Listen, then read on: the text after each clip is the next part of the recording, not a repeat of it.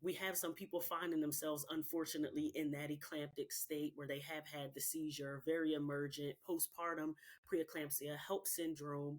And so, since there's not this one size fits all, it's any pregnancy, anytime. So, even for me, as a confirmed third generation survivor, my great grandmother probably also had it because she had had pregnancy losses, but there was not as much terminology, and I could probably try to find some medical records. I don't know if I could touch them, but there were just some things missing at that time. And so the fact that this has been in my line for quite some time, but the predictive factors varied in each generation. Someone, it was with their first pregnancy. Me, it was with my second, right? Because of these things that we cannot control, to think that the onus or the responsibility is on the birthing person around how this comes up is definitely harmful. To assume that folks don't want the best for their child, even if they are living in poverty, even if they are living in situation that might be violent and that's the only place they have to live, even if they are dumpster diving, even if they are addicted to substances, right? To assume that people don't want the best for their pregnancy and for their body is false, right? And so, do we know this person? Do we know what's going on? Have we tried to support them and get to help them and educate them and see if some type of change is being made?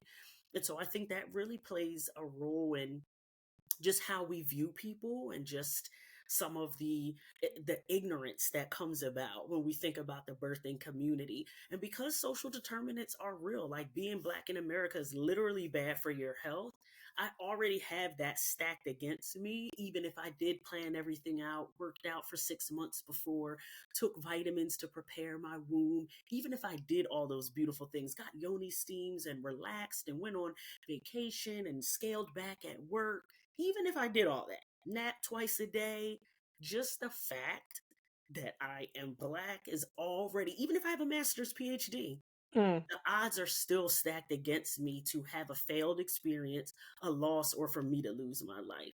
And so that is not anything that has to do with that individual. That is America, the United States of America. Like, that's what that is. And if we can't separate those two things, then we can't have cultural wellness. We can't have cultural sensitivity. We can't have patient centered care because we're doing this labeling. Oh, well, you must be from the hood, so you ignorant. All you eat is ham hocks. You don't move your body, so that's why this and that's why that. That's not how preeclampsia comes about, my friend. There's vegans with preeclampsia. There are folks that have active lifestyles that have almost lost their lives. We have had people in celebrity, well known lights that have been diagnosed and lost their lives, and they were active individuals. It's not just that, my friend. So we have to be really careful when it comes to the assumptions that are made about birthing individuals in comparison to the odds already stacked against them, simply if they already identify as Black.